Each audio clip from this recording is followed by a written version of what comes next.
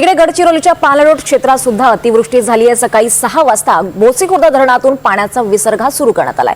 गोसेखुर्द धरणातील विसर्ग वाढवून 5587 क्युसेक करण्यात आलाय आणि त्यामुळे पैनगंगा नदीच्या पाणी पातळीत वाढ झाली आहे आणि नदीकाठच्या गावांना त्यामुळे सतर्कतेचा इशारा देण्यात आलाय।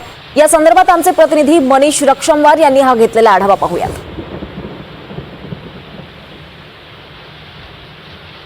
विदर्भामध्ये सध्या पावसाचं चित्र जर बघितलं तर गडचिरोली, भंडारा, गोंदिया आणि चंद्रपूर या 4 जिल्ह्याला पावसाचा जास्त फटका बसलेला आहे। सतत 3 दिवसापासून मुसळधार पाऊस सुरू आहे।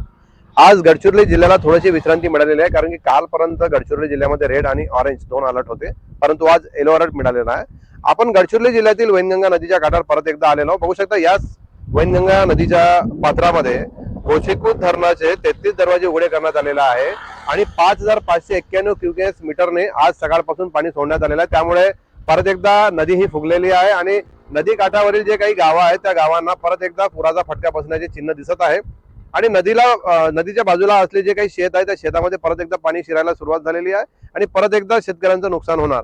कारण की एकीकडे जर आपण बघितलं की गडचिरोलीमध्ये कितीही जरी पाऊस झाला तरी पाहिजे तेवढ्या प्रमाणात नुकसान होत नाही, परंतु गोसेखुर्द धरणाचं जर पाणी सोडण्यात आलं तर ही नदी फुगते आणि नदीच्या आजूबाजूला जे गाव आहेत, काठावरील गाव आहेत, त्यांना नेहमी फटका बसतो। तरी सुद्धा गडचिरोली जिल्ह्यातील दक्षिण गडचिरोली भागामध्ये आताही काही जिल्ह्यांतर्गत काही महामार्ग, काही मार्ग बंद आहेत, कारण की दक्षिण गडचिरोलीमध्ये भरपूर पाऊस झालेला आहे। आणि महत्वाचा विषय म्हणजे दक्षिण गडचिरोलीच्या भागाला लागून असलेल्या छत्तीसगड आणि आंध्र प्रदेशमध्ये सुद्धा भरपूर पाऊस सुरू आहे। त्यामुळे तेथील काही नद्या वाहत गडचिरोली जिल्ह्यातून जात असल्यामुळे त्या शेवटच्या टोकावर आताही पुराचा फटका बसलेला आहे। कॅमेरामन गणेशसह मनीष रक्षमवार, NDTV मराठी, गडचिरोली।